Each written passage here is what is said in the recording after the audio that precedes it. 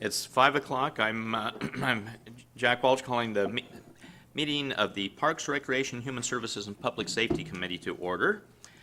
Unless there's somebody online, there's no public comment. Okay. Our first order of business, item A, approval of the January 11, 2024 minutes. I move approval of the minutes. Second? It's been moved and seconded. All in favor say aye. Aye. It is unanimous. Item B, Sacagawea Park Entrance Gate Public Works Contract and Change Order.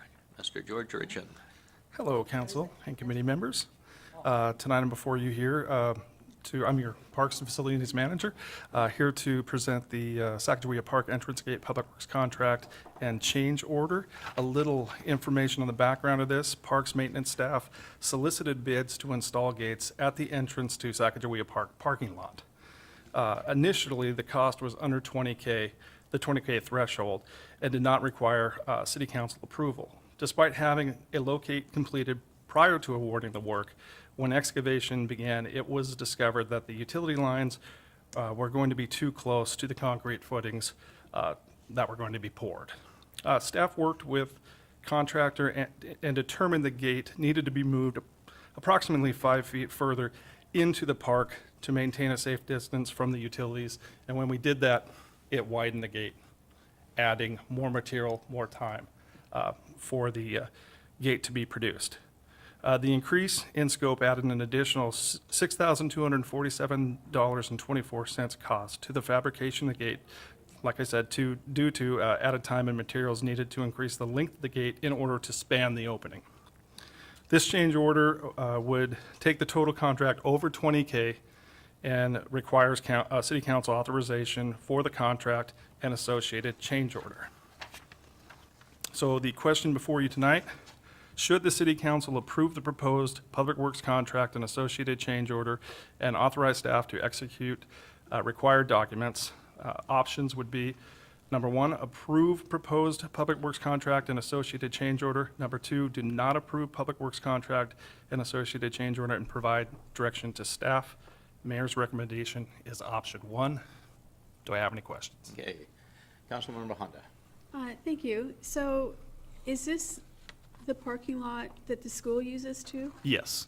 This is on our end. It would be the eastern end of the parking lot. And why do we want gates there? We've had a lot of party activity there in the past where we've got complaints from the neighbors and that. The police did a great job of trying to help, but they're not always there. And we wanted to, like we do for the rest of our parking lots, you've seen these gates, the same type of gates we have at Town Square, Panther Lake, and Celebration. And it will limit, our hope is limit the access so it closes at dusk and limits that access to the parking lots. So is the school parking lot going to be gated off too? Because you could go in. Yes, they need to gate off their section next, and we did, when we had automated gates, is who we had out there to put in these gates. We had the school district out there with us to give them the contact information and talk to them as to when they would be able to do that. So they have the information, it's just on them to gate their own openings. So do we anticipate that they're going to do that? I mean, I hope so. from what John said last week, it doesn't sound like there's much cooperation. They were cooperative. The last we talked to them, they had planned to do that gate. The other two projects that I did mention last week are slightly different, so, but we hope Okay. that they're going to be able to come to the party on that one too. So then this gate will have to be unlocked like Yes. the other gates that we have unlocked Yes, throughout the city? and when we went out for our security contract, it was put in there for this unlocking to be added when the gate was, when we were finally wanting to operate the gate. Okay. All right, thank you. Thank you. All right. So what is the total cost now? I think it was just north of 24,000. Okay. All right. I actually have one more question. It says that it'll be funded through the REIT allocation? Yes. So I know that we have limited funds in REIT, because we're not getting as much REIT income. How much REIT money does Parks have to use for these kind of things? I'm not completely sure on that, John. I can get you a balance, but I'll have to check with finance to see what our most current balance is. We had more than enough to pay for this Okay. in the fund. And do we, for the rest, is there a project for the rest of the REIT money for the parks? Some projects have been identified as partially REIT Okay, that are coming up. So I'll get you a full report in the next day or two okay, in thank an you. email. Appreciate you. that. Okay. All right. If no other questions, do we have a motion? I move to forward the proposed contract and associated change order to the September 17, 2024 consent agenda for approval. Second. Been moved and seconded. All in favor, say aye. Aye. It's approved unanimously. On to item C, interlocal agreement between the Seattle Police Department and Federal Way Police Department regarding the Internet Crimes Against Children, ICAC Task Force. I believe it is Kyle Buchanan. So, That's right. Commander Murphy was supposed to be here, but I'm filling in for him on this one.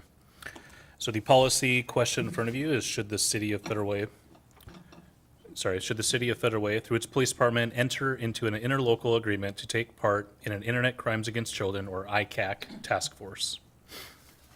Some background on this: the DOJ and Juvenile Justice and Delinquency Prevention have created an Internet Crimes Against Children task force program. We are a part of that program right now currently. It's the ICAC task force program that investigates crimes that involve sensitive materials involving children. So that task force is maintained by an interlocal agreement for which the Seattle Police Department is the lead agency. The interlocal agreement between FWPD and the Seattle Police Department continues the participation by us in that ICAC task force. It also allows us to receive training, equipment, and assistance to conduct investigations under its jurisdiction. Any questions? Councilmember Honda? Thank you. Just out of curiosity,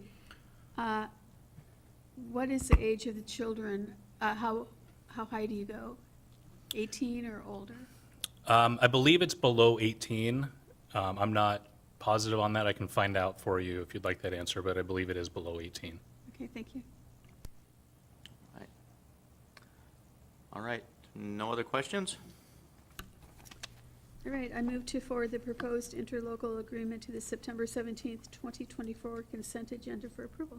Second? It's been moved and seconded. All in favor, say aye. Aye. Aye. It passes unanimously. Thank you. And on to the next one. Item D, Score Jail Services Agreement Amendment Number 2.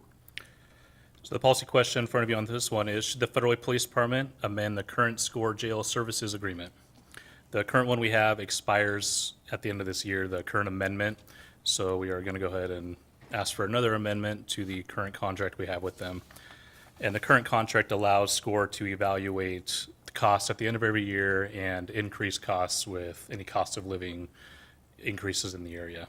So they are asking for a rate increase that will add approximately 4% to all bed rates and increase the booking fee from the current $65 to $80 per person booked. Additionally, we're asking to increase the number of guaranteed beds that we have at SCORE Jail from 15 to 25. And the guaranteed beds are, they charge us a cheaper rate for those, but so if we have 25 and we only have 20 people in jail, we still get paid for those 5. But the current ADP at SCORE for this year is 31, so almost all year we've had about 31 people in SCORE. So we're well above that 25. Last year was the same thing, we were right around 30. So we don't anticipate going below that 25 for the guaranteed beds. We do anticipate that if we go to 25 beds, because we are charged a lower rate for those guaranteed beds, if we do increase that, we do anticipate saving about $236,000 by going from 15 to 25 beds. Any questions? Just one, well, let's go with the council president. So when you say 25 beds, that's per month, correct? No, that's 25 beds all the time. So So throughout it's- the year, we'll have Per day? 25 per day, yes, day. I'm sorry, yes. Okay, that's okay. So how much is the SCORE Jail being utilized now? Almost all of our short-term inmates are being booked into SCORE. No, I mean, the SCORE jail in total? Do they have empty pods? I'm not sure how much of SCORE jail is being used. I have Curtis Tucker, our jail transport coordinator. He may be able to answer that.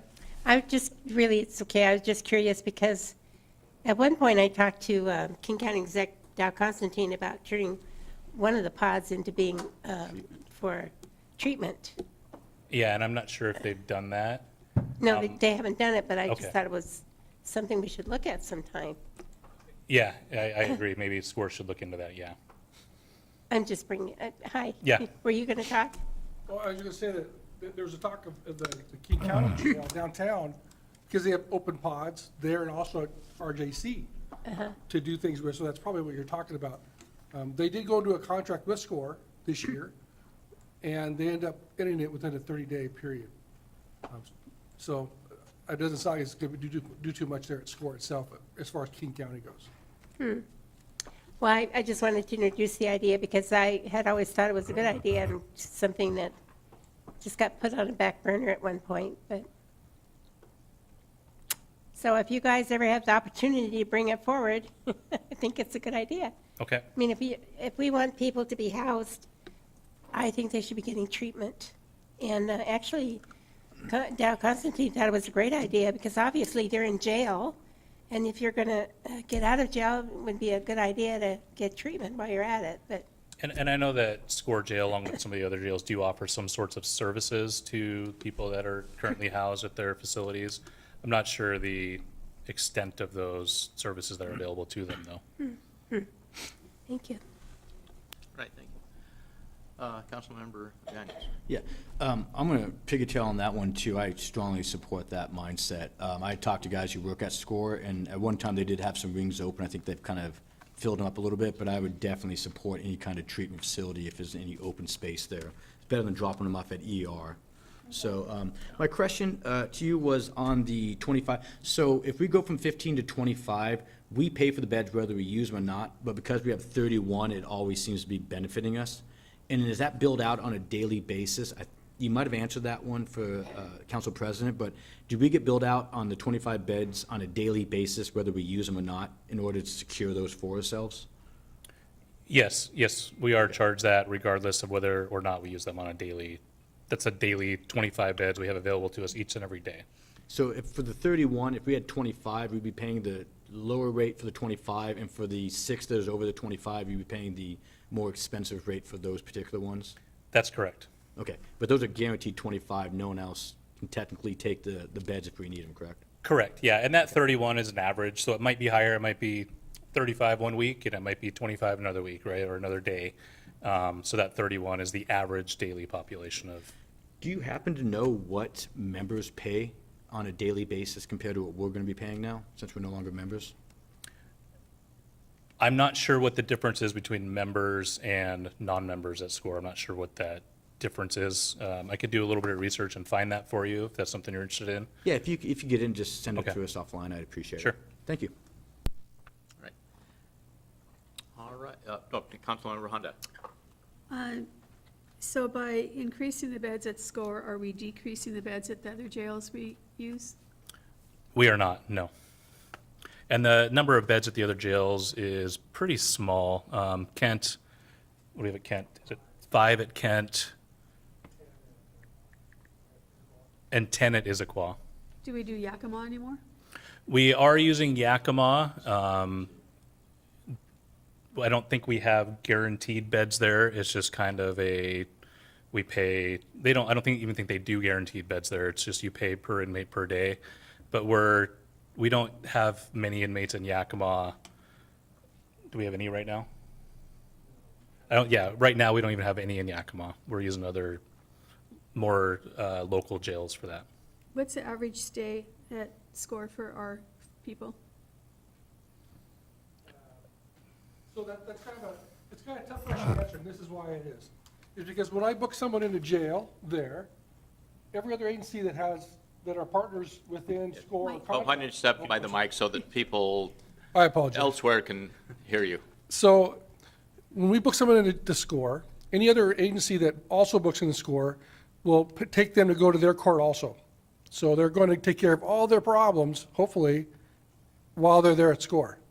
So if we are the only people that book there, then as soon as I get a decision on their court case, I'll move them out to Issaquah or to another jail, so that you're not using those guaranteed spaces up for the short-term people. Now, the long-term people, or because they're being held with everybody else, then we have to deal with that. But on the same page is that Oh, there's a math equation that it says that we don't pay for every time that someone goes in there, we don't pay, because if someone else has them on charges, their charges might be greater, so they pay for them to be there. So it kind of goes up and down. It's a tough math equation to figure out. So we never really know how many we're going to have there, or as far as being billed at, until the end of the month, and then we just figure out from there. so if you move a prisoner from SCORE to another jail, then do we have to do all the paperwork at the other jail? The admission paperwork? Or what? No, it's, anymore now, the Cancelar, when they actually has these type of booking paperwork that we have to do, all the rest of them are just a quick questionnaire about their mental health and Oh, okay. their physical health. So they going don't into the jail. charge us a lot for that? Well, everybody, Issaquah doesn't charge a booking fee. Kent is about the only one that charges a booking fee that we go into. On Nisqually, there's no fee to go in there, and they don't pay, we go by the bed Okay, space. thank you. So, Right, When- Council when- President? one last question. So we spent 2.5 million per year with SCORE No, that's overall. Yeah. overall. That, right now, up till this year, or the end of last year, 2.5, I never went over that number for all the jail services For per year, per year. correct? But now, since COVID is over with and the courts are starting to do their thing with the people, then it's going up. And that's why this big change from what it was to now. The estimated score is 2.5, Yeah, so like right now, just a snapshot of what we're looking at right now. I'm at, if we didn't book anybody else in SCORE because of the guaranteed beds, we're at $2.2 million at SCORE. But that's all of it's because of the big push with the courts now booking people or Right, I was arresting just people. trying to figure out how much it was, because you have so much per day for a bed, but then you have the medical Yeah, and so the other related. We do estimate that in 2025, we're going to pay about $2.5 million at SCORE. And a big part of that is the mental health. They charge us more for mental health, someone who has mental health issues or medical issues. And so that incurs a larger expense for us. And as we book more people in, they have more people with those issues. So there is going to be a little bit of an increase, but we anticipate to be right around $2.5 million. That's a lot of money over and above the money per bed. Yeah, I would just, I'm finding money for you for the treatment. Yeah, it is more than the bed. They charge, I don't have the totals for mental health on me right now. $98,000 right now, Yeah, so this year we paid $98,000 for mental health so far. so far. So it is a pretty big increase to house those people there. But SCORE is the only jail that we book into that offers those services. If someone does have some mental health issues, they're the only SCORE. Like Kent doesn't offer mental health services, Issaquah doesn't offer mental health services. And that's one of the reasons that we do want to stay with SCORE, is because they Sure. do offer some services to inmates with mental health issues. It's not So- the full Sure, I'm just pod like we were talking about. trying to figure out what mental health would be. Would that be a psychiatrist talking with them with mental health? I mean, would they be given drugs? What is it that they're getting? A little bit of everything. A lot of it's medication. Yeah, Okay. But they have the services there that Yeah. if they need to talk to someone, that there's someone there to talk to. They also have other programs that work in there that help them when they get out, have a place to live or a job maybe. So it's, you're paying for a lot that you really can't put a number on, because there's so much stuff that they do there that they don't do at the other jails. And in fact, many times I've moved people from the other jails into SCORE to get them the help they need. If as the court tells us what's going on, or as the defense attorney tells us, hey, this is what my guy needs, well, how can you do to help us? And then we'll shift people around so that they get what they need to the best of our ability. Yeah, it's a shame that they get that for the short time that they're in jail, and then when they're out, and they're not getting their services anymore. Yeah, the average person's, like, their 14 days is about the average right now, as far as that they may be in there from booking to release, but that's overall. That includes people that are in there long-term. So people aren't there very long. A lot of people are only in and out within a few days. That's what I thought. So not much you can do to help them, other than maybe get them stabilized from meds. And to piggyback on that a little bit, once they are out, we come in contact with them and we do offer them services that are available to them. So, and they're welcome to contact us anytime for those services too. And we have the multi-service center, they do offer services as well. So there are resources for them once they get out, but the jail doesn't keep in contact with them once they're released. Okay. Just trying to figure it out. Thank you. Yep. All right, I believe there's no more questions. All right, I move to forward the proposed amendment to the SCORE Jail Services Agreement to the September 17th, 2024 consent agenda for approval. Second? It's been moved and seconded. All in favor, say aye. Aye. It passes you. unanimously. Thank you very much. Thank you. Aye. And item E, report on Dumas Space Center operations. Mr. Clemens, good to see you. Thank you.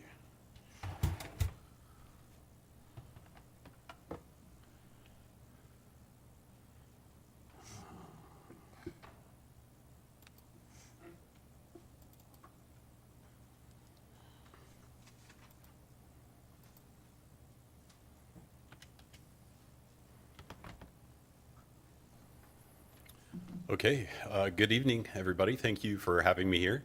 My name's David. I'm the manager at the Dumas Space Center, here to provide an update, a quarterly update for you. So let's get started. This is basically an update from January 1 through the end of August. Right now, year to date at a glance, the accumulative revenue is sitting at about $641,000. $473,000 of that is from the conference space and overnight room rentals. The remaining portion, $167,000, is from catering. Councilmember Honda, you had inquired about some expenses for Dumas Bay, so I put together a spreadsheet. I'll try to break this down easily for you all. Catering is essentially a pass-through.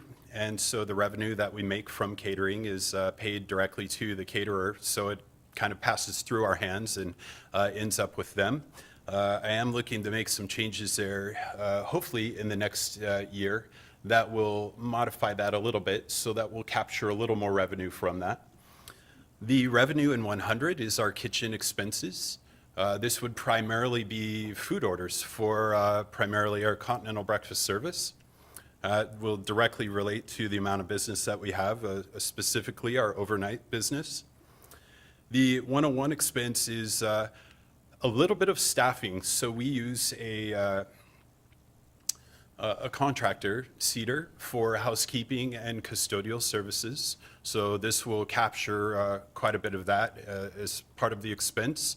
The rest would be materials and maintenance. 352 would be expenses related to the Knutson Family Theater. So we do have some maintenance going on in the theater, and that's why you see some expense there. And then finally, I've got just staffing full-time and part-time. And then please note the Cedar company that I mentioned earlier is not included here because they are a contractor. At the bottom of the page here on this slide, I put together kind of what our net is monthly, and then where we're sitting at as of August 31st. As you can see, sometimes we have a bit of a net loss, sometimes net profit. Right now, we're sitting at about $47,000 in profit. I do want to say this is my own accounting, so I'm sure that I've missed something somewhere. So please take this slightly loosely. This is a good ballpark number. One thing I realized I failed to include here was our utilities. So please take note of that. All right, I want to move on to the next quarter coming up for a snapshot for you. These are all, remember, projected numbers, and things can change between now and whenever these might be happening. Also, a couple of notes here. When I report on the amount of days, that could include overlap of the same type of rental, and it's not referring to the total number of rentals. It's just purely the amount of days that that activity is taking place in the center. A meeting would be a daytime usage of the center, typically by a business or organization. We've got 6 days with meetings in September. Retreats. Councilmember Honda, again, you had asked about overnight capacity. I have a slide coming up that'll show this in greater detail. But retreats would refer to any group staying multiple days in the facility, including overnight usage. We have 24 days fully of usage in September for retreats. Social would refer to single-day usage, typically by an individual, some type of celebration or social event. We have 1 in September. KFT would just be general usage of the theater. Any type of rental would be included here. 24 of the 30 days of September are in use in the theater. A lot of that is center stage theater. Recreation is not using the center at all in September. And this shows you the amount of overnight rooms that are in use in September. So as you can see, it's, again, those 24 days or whatever it was. Yep, 24 days, and those are the amount of people that will be staying in the overnight rooms on each of the days that it will be used for that purpose. October, we've got 4 days filled with meetings, 19 days filled with retreats, 0 social events. All 31 days are occupied in the theater, and 0 days for recreation. These are the amount of overnight rooms in use in October. Can you tell me how many rooms total you have that you could rent out? Yes, there are 68 normal rooms. We have 1 suite for a total of 69. The suite includes the living area, bedroom, and bathroom? It does. It is the only overnight facility in Dumas Bay that has a full bathroom. It also has a separate bedroom with a kind of living area, workroom, study. Yeah. Okay. The suite, as a side note, also has access to the interior courtyard, which is a nice amenity too. Thank you. And lastly here is November, 4 days in use for meetings, 18 for retreats, 22 for the theater, 1 for recreation.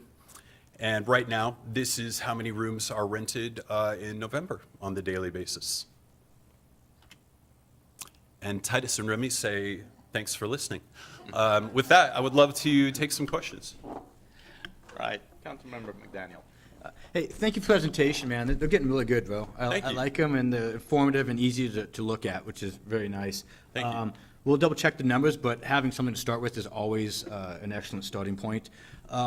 With that said, you mentioned catering. Are you looking at doing an administrative fee, or what is the concept on that aspect, since a pass-through usually costs somebody money? It does.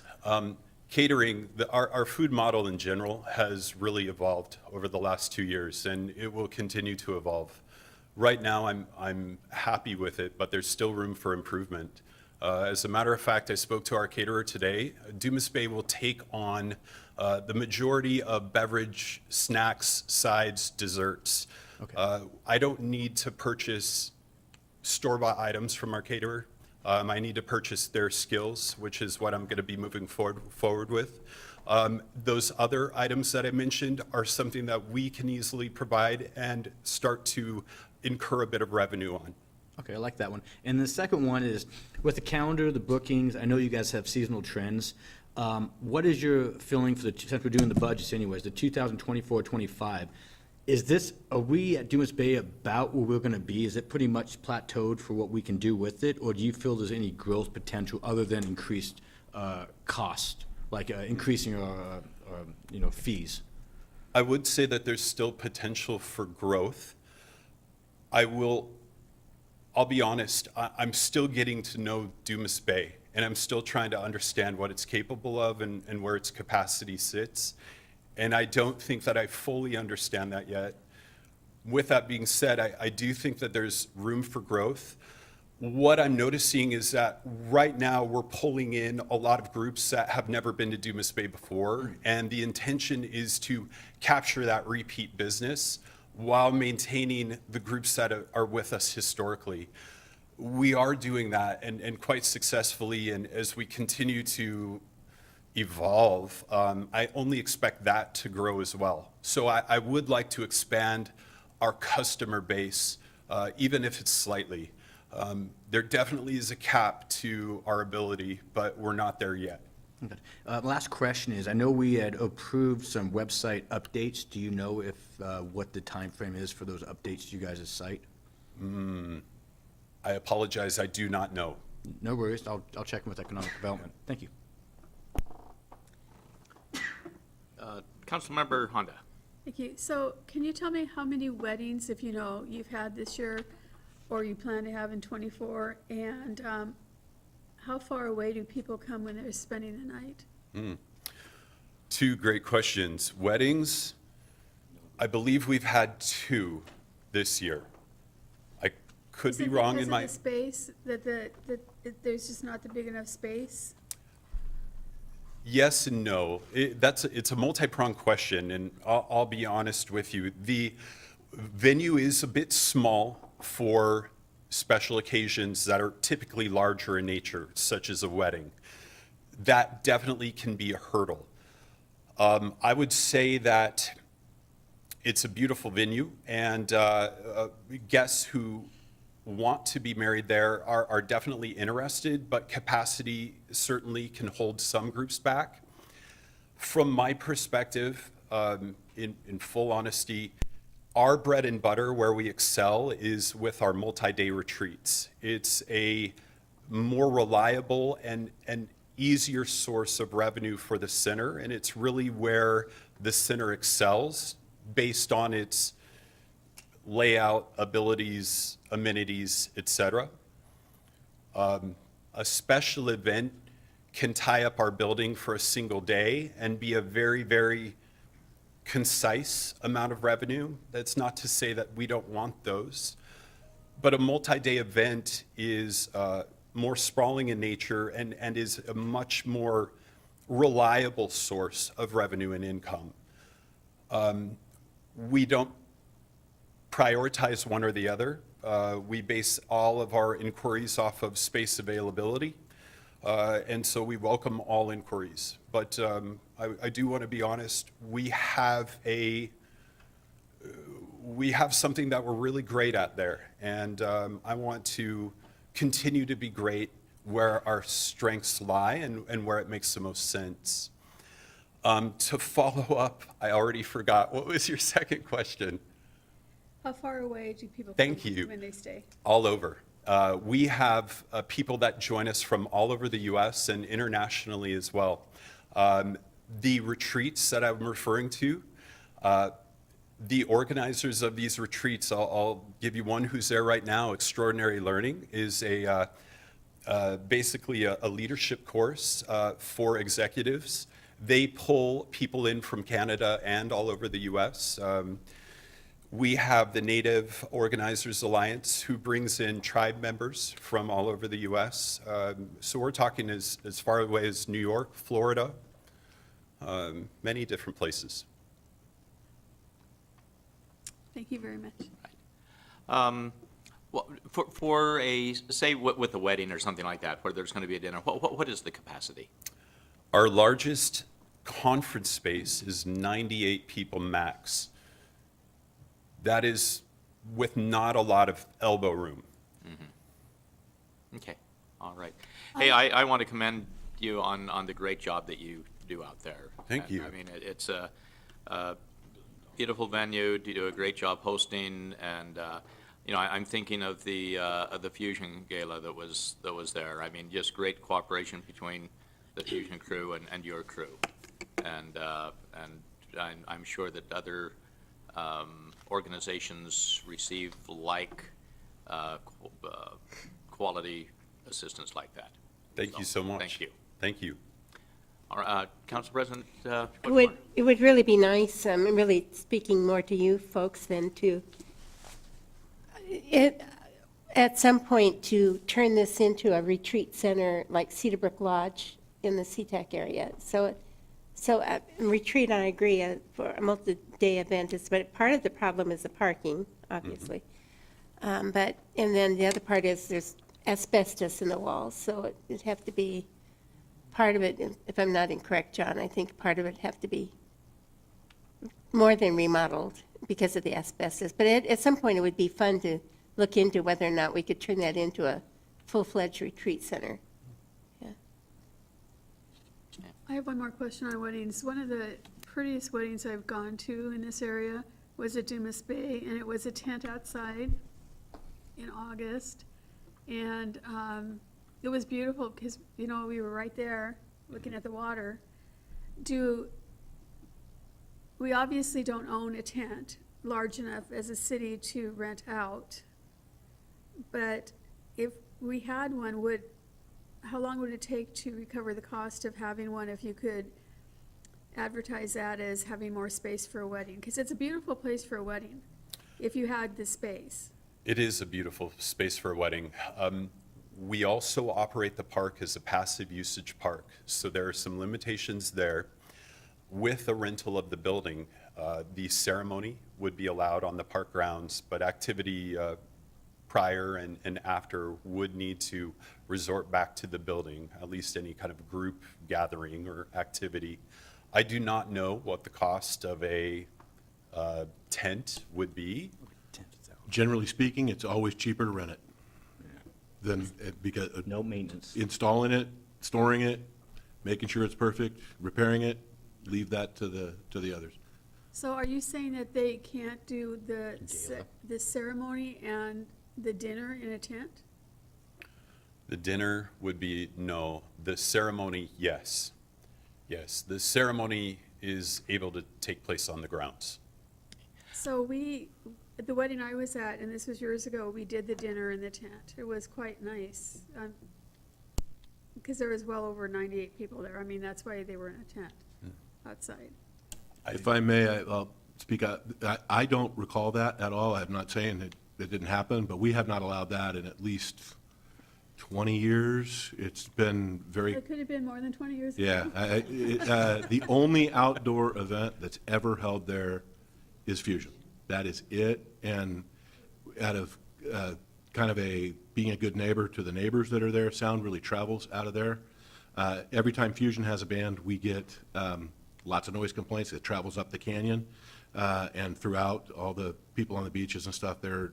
We get a lot of concerns. They appreciate it because it's a good cause. And so they work with us, those neighbors, one day a year. But it's always been exactly how David just explained it. The ceremony, the I-dos can happen out there, and then the reception happens inside. It seems like we're limiting ourselves as to what we can do down there then. I mean, a wedding would last 4 to 5 hours. It's a park. I mean, the neighbors are used to some sort of noise there. I'd like to see it used more for, I think it's just a really beautiful location for a wedding, with our one water view that we have. So, just my opinion. Yeah, and I respect that. I will say that the demand on our resources for a single-day activity like that is very large. It's very large for very little in return. Okay, thank you. right, Councilman Daniel. Yeah, I'm going to follow up with that one. How much, since it seems like the only people allowed to do it is the gala, how much do they pay for the rental services then? So the way that basically any rental would work in this regard is you're going to pay for the conference space rate. Okay. Fusion currently uses the Eagle View Room, which is for a full day reservation, $2,400. They also will pay for additional space in the Finch Room, which they use as storage. I don't remember off the top of my head what that total is, but it's less. It's a smaller conference space. Is there a price for using the grounds themselves then, or is that included with the usage of the? It is something that's currently included with the usage of the building. And I will add that we also charge a staffing fee for that event, since it's a greater need on our staffing resources than a typical event would be. Understood. Okay, thank you. All right, thank you. Thank We you all appreciate very it. much. Have a good evening. All right, Thank you. thanks, David. All right, next, item F, report on the PAC operations. Stacia, and it looks like Autumn.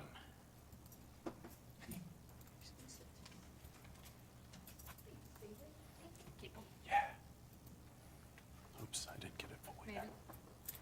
That's all right. Good evening, council members. Thank you for having me tonight. Give me one moment. Awesome. Thank you so much for having me tonight. I am here to update on May, June, and July at the PAC. So here is a calendar of our usage for those 3 months. Overall, we had 33 usage days. May was our busiest, and the beginning of June was also very jam-packed with events. And then July, we did slow down a bit in those later summer times. As you can see, we had a lot of event space usage, but especially in May and the beginning of June, we had a ton of theater events. That includes graduations, and all of our resident arts organizations had their final performances.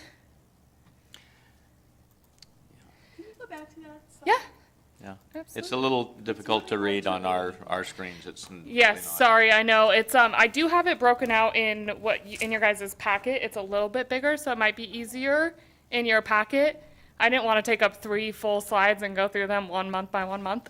So I apologize for that, but in your packets, they're a little bit bigger and easier to read.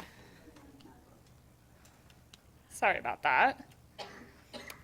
So total event attendance, I did break this out a little bit separately from just ticketed events as well to show how many people are coming through the venue with private events as well. So over those 3 months, we had 6,206 people. Year to date, we've had 18,204 people, and that includes all events, private and public ticketed events.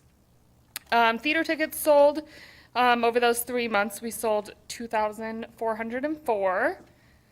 And then a couple event highlights I want to talk about. Arts Explosion was obviously a major success. They had so many more artists this year, and it was a huge draw to the community. We had a number of groups that honestly were walking by or eating at, there was a school group that was eating across the way at a restaurant and saw all the cars and literally just walked over and were like, hey, what's going on? So that was really fun to see all those groups wander through the building. We also had the Girl Scouts of Western Washington awards ceremony out there. They did their ceremony in the theater and then had a really cool kind of meet the Girl Scouts opportunity out in the lobby. That was a really fun event, and they're already on the books for next year, so we're excited to have them as a return client. And then in July, we also had a 5-day conference with the General Council of the Assemblies of God of the Marshall Islands. That's a Pacific Islanders group. They were there for, like I said, 5 days, pretty much 7 a.m. to midnight every single day, did all of their meals with us. That was a really awesome event for us to do in the summer when we don't have as many of those school groups and other things going on, and kept us busy. For another event highlight, something we did this summer that was kind of targeted at bringing families in, as well as maybe people who hadn't had the opportunity to be at the PAC in another capacity. We did a summer movie series, and we tried to expand it beyond just having a movie that you could also go see anywhere else or watch at home. We had crafts in the lobby and other fun kids activities in the lobby ahead of time. We had huge feedback from this. People loved coming. We had 100 to 150 people to a number of those events, and a lot of them came to every single movie we did, and they loved it. Honestly, it was such a fun thing for kids. They came a full hour ahead and spent their whole time doing crafts and playing games and things like that. So we're hoping to do that again next summer as well. For the revenue breakdown, actually, before we jump to that, I also listed all of our events that we did every month and tickets, that we sold for each of those ticketed events for that. Moving to revenue, I went ahead and since we did 3 months, I also just threw our year-to-date in here that we'll go through. So for ticket revenue, this slide specifically is just for the month of July. Ticket revenue, we did $6,384. Year-to-date, we are at $4,032,874. Rental revenue in July, we did $12,394, and year-to-date, we are at $220,348. Facility fees, we only had one ticketed event in July, so that is a lot lower than standard, only $548 in that. But year-to-date, we are at $63,728. And then food and beverage revenue is at, for the month of July, was $34,408, with year-to-date at $228,989. Excuse me. yes. What's facility fees? Facility fee is collected revenue that is on all of the tickets sold at the PAC. There is a fee on that ticket that we collect as revenue.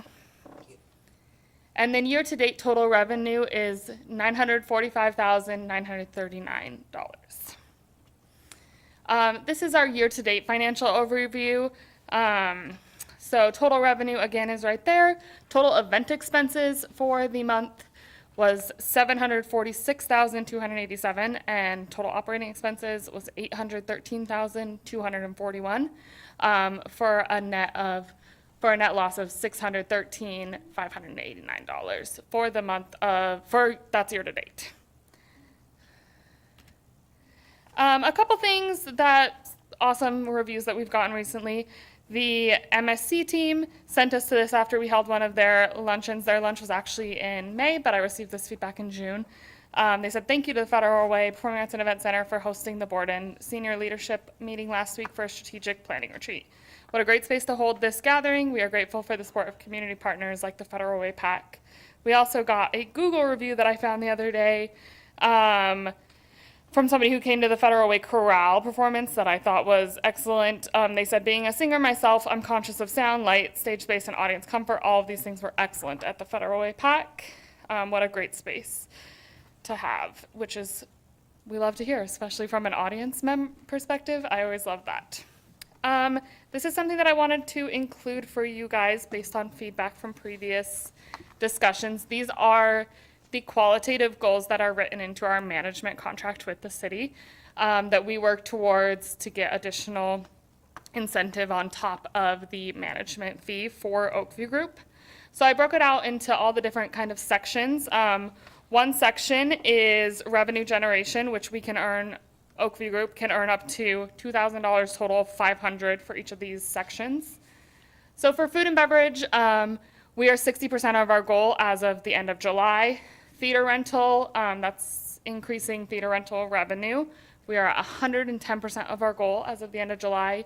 Event space rental revenue, we are at 58% of our goal as of the end of July, and ticket revenue, we're at 50% of our goal.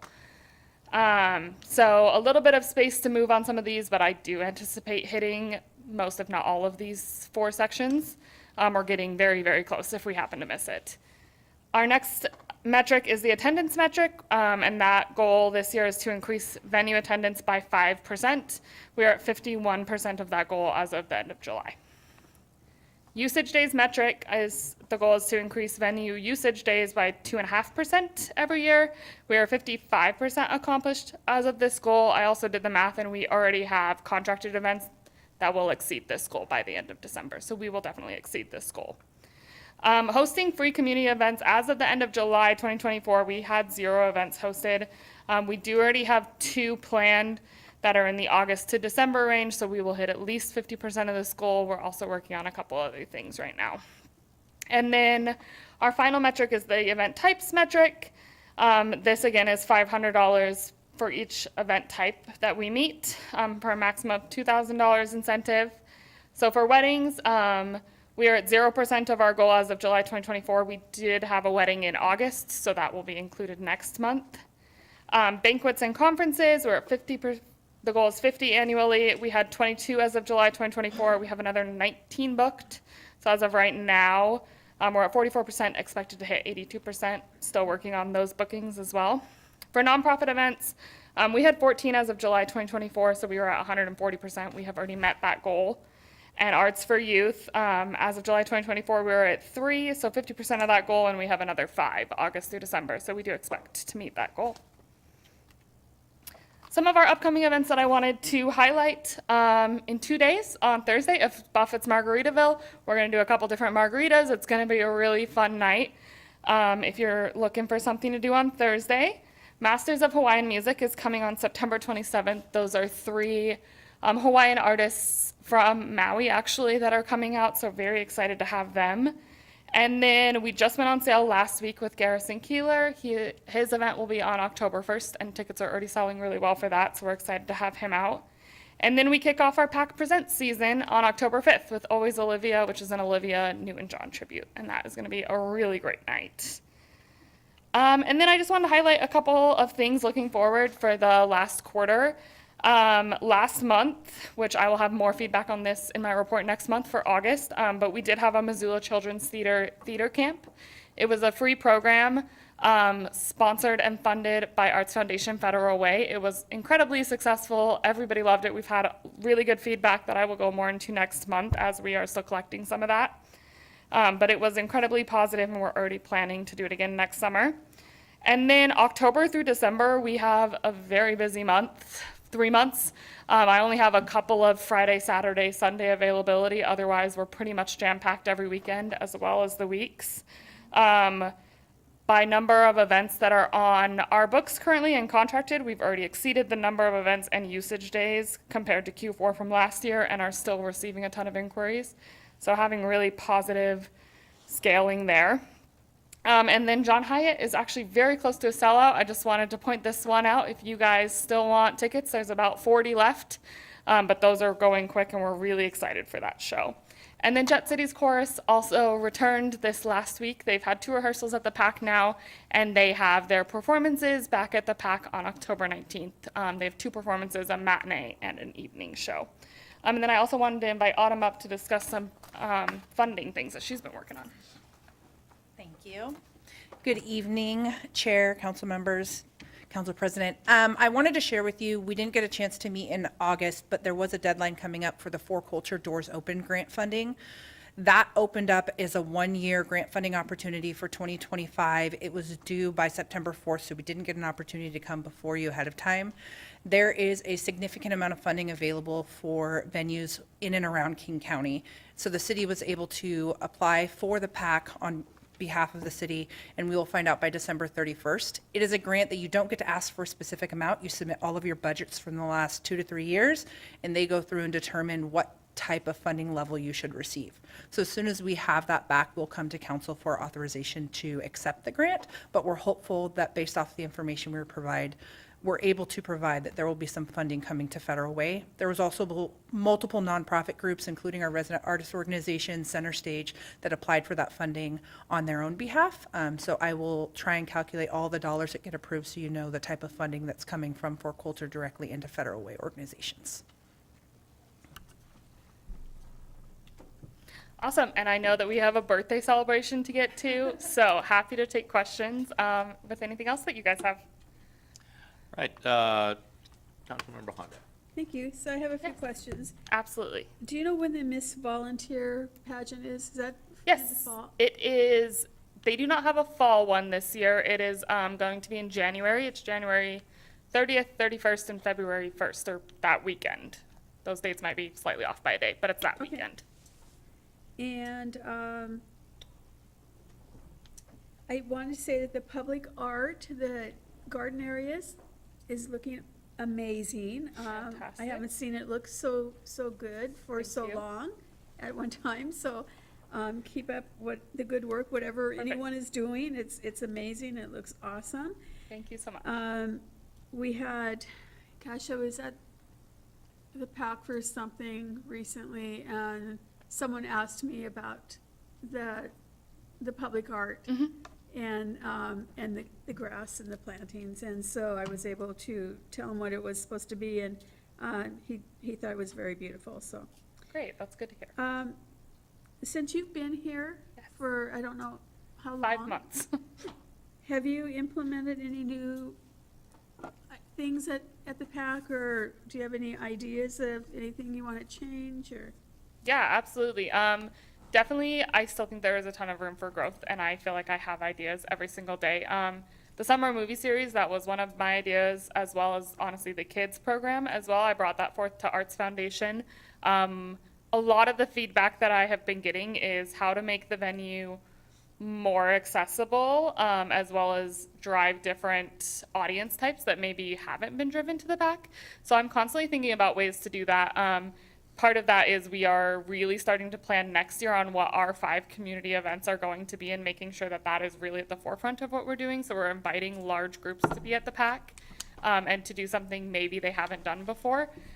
So it's been kind of a balancing act of figuring out how to make sure that we are meeting the goal given to us from you guys to, you know, hit our revenue goals, not only in our qualitative, but also reduce the subsidy, but also make sure that we're finding that place that we can have it be really accessible and these really cool opportunities come to the PAC in a way you might not otherwise.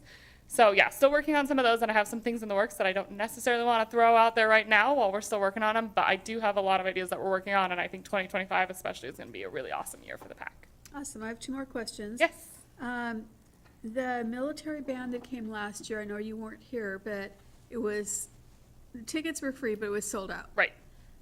Are they coming back? They are not coming back this year. I had spoken to them, and they already had a place for this year, but I also spoke with because I believe that was the Army band. I Yes. spoke with the National Guard band as well, and they're also trying to find a home. So I'm working on that. If not for this year, I think we'll definitely have at least one of them in next year and going forward. Oh, okay, well, I like that, I mean, it was, Yes, I'm we hoping could've- to get them in for this year. It's just kind of there's a lot of interesting scheduling things on their end that we're trying to fit in, and we have a pretty full season already, They so. probably could have done 2 nights at a full. Yeah.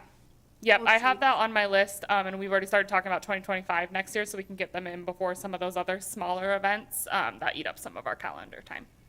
And my last question is a grant from 4Culture, what would that pay for the PAC? The grant will directly offset operational costs, so it'll help in bringing in contributed revenue to reduce the subsidy. Okay, thank you. You're welcome. Councilmember McDaniel. Hey, thank you again for the presentation. Like I said, they're getting Absolutely. better and easier to read, which makes it nicer. Fantastic. A couple questions. First one, I'm a numbers guy, so I'm looking at the numbers. Yes. July had a big expense. What was the big expense in July? Let me pull it up real quick. As far as just event expenses or Well, operating? operating expense was 121,000, which made it a $101,000 loss. So that's I mean, that threw you, man, that's Yeah. 1/6 of your overall year's loss. Totally. So that, I would have to go back and look exactly. We did start 2 new staff members in July. They both started at the beginning of July, including our new sales manager, our partnership sales manager, which had not been ever at the building. So that, of course, added into that. I could look specifically, we've had a couple of other kind of HVAC and different maintenance things that have come up over the summer, and we target a lot of our maintenance and those kind of contracts to hit in the summer months when we're slower, so it doesn't impact our event load. So in general, even in our budget, our operating expenses go up in the summer months just because of that scheduling piece. Understood. So we're looking at a negative 600,000-ish year-to-date. Yep. What do you expect that number maybe to be at the end? I know it's projection, but we do have some bookings and stuff. What are we estimating that to be by the end of the year? So right now, off the top of my head, I don't have it in front of me. I want to say my last projections were at about a 900 to 950 loss by the end of the year. Okay. Now, moving on to revenues, I'm looking at the one that has tickets, rentals, facilities, food and beverage revenues. Yep. It's got actuals and stuff. I see that we have hit the food and beverage one, but we're behind on the other ones. Do we feel like there's, with the stuff we have set up, that we'll be making up much progress on those potential EO? Yeah, you're asking about the qualitative metrics, is that correct? I believe, is that the EOY? Is that what that stands for? So end of year, yep, so that's just the end of year numbers if you're looking at this blue one. Yeah, so that's not goals necessarily, that's just end of year. Does Oh, that make sense? The projected? Yeah, correct. Oh, okay. So I'm going to move on to the food and beverage, since that seems to be the biggest one. Do you know Yes.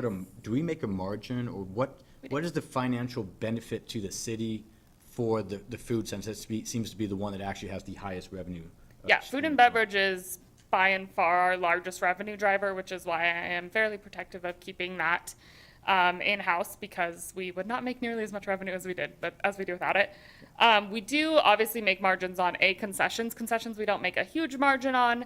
We try to keep those fairly affordable. And then with catering, we do make a margin. It kind of depends on what catering menu you pick, so it's hard to give a direct. But then there's also a 20% management fee on top of whatever your menu is, and that is direct profit, is that 20%. It also helps to go and offset like our food and beverage director, all of those things. And then the people who do the food and beverage, are they full-time, part-time, or do we hire them out on per-need basis? A little bit of everything as of right now. We have one full-time food and beverage director, and she manages everything. We have a number of part-time staff, cooks and servers. And then we do not currently have a full-time cook. Our revenue, I'm really hoping to increase the private events that we have to make it possible to do a full-time cook. Right now, Oakview Group manages the food and beverage for about 7 other facilities in the area. So we draw on a number of their chefs, and we also have a part-time chef that has a full-time job, but he loves the pack and has been working there for pretty much since it opened. So we kind of rotate between them. We also try to call on specific chefs for specific specialty menus. If we know they're really good at this menu, then we'll call on them for that event. Gotcha. Last 2 questions. One's a comment, one's a question. Hotels, do we have a good relationship with talking to the local hotels and meeting with them to kind of have that build out? Yeah, absolutely. That's something that I'm constantly working on, specifically with the Marriott and with La Quinta. They are 2 of our partner hotels. I, coming in, made that one of my priorities to make sure that I was working with them really closely and building up some of those things. There is still room for progress, and there are still other people that I would like to reach out to and that I am currently working on. But we have ideas for packages and different things that we can do to work with them. But La Quinta and the Marriott, I speak to on a pretty regular basis, especially as conferences and things come in. We work closely with them to make sure that we can house them, or if they need extra meeting space, that they can accommodate that. Awesome. Last one. I noticed you had Jet Cities Choirs is coming up. Yes. I believe we have, is that one of the groups that we have an MOU for? Yes, it is. Okay. So just out of curiosity, I thought they weren't showing in 24, it was for 25. Is this going to affect the MOU, having them perform in 24? I mean, you can speak to that. It shouldn't, it was on there 24. Their MOU started September 1st to allow for anything that would potentially pop up in the fall. Yep. After I spoke with Stacia, they have added a couple of dates in the fall. They added October 19th because it was something they were going to hold at another venue. Being that they're coming back to their home in Federal Way, it made sense for them to be back. But Stacia and I have navigated what that means for this year's budget and how to make sure that those are taken care of, so that way we don't have to do any budget increase or any additional ask. Okay, so because we approved it already, they should be taken care of moving into Yeah, 24? they're fully taken care of. Is there any of those other MOUs that have events in 24 coming up, or is it strictly these guys? So all of them do have an event in 24. The Symphony has 2 concerts in 2024, in October and December, and the Chorale and the Youth Symphony both have December concerts. Okay, So they all have at least one event. interesting. Thank you. Council President Coach Mark. Well, I was just going to say thank you to Stacia and Autumn. You have more events that are going now. I think that that's We a have a wonderful lot. thing.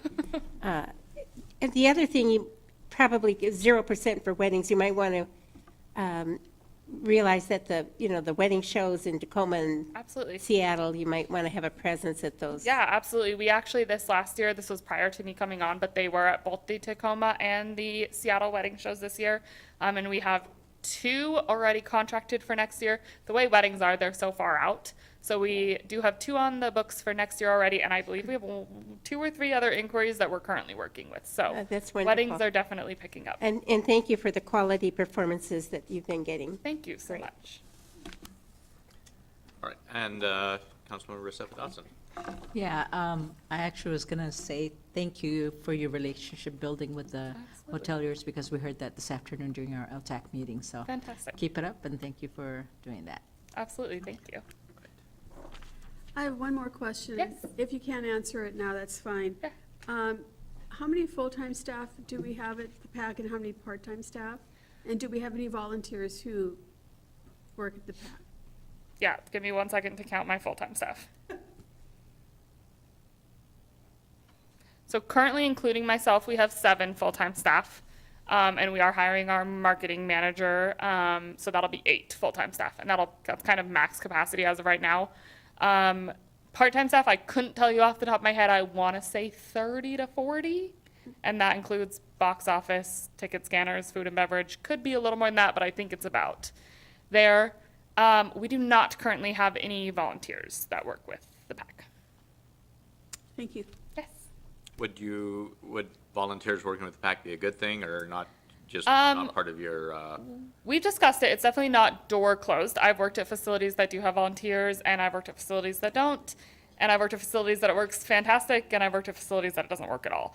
So we've kind of discussed that, especially in our conversations with the consultant brought on to help us with our discussions with Arts Foundation Federal Way and moving forward. There are a lot of complications with having volunteers, so it would have to be done kind of in the right way. But I'm not closed door to it. It just has its own challenges and needs. okay. All right. Thank you. Thank you for the work you're doing, Stacia. Thank you, Thank Autumn. you. Okay. All right, and if there is nothing else, our next meeting will be October 8th, 2024, right here at 5 o'clock. And we stand adjourned. Thank you.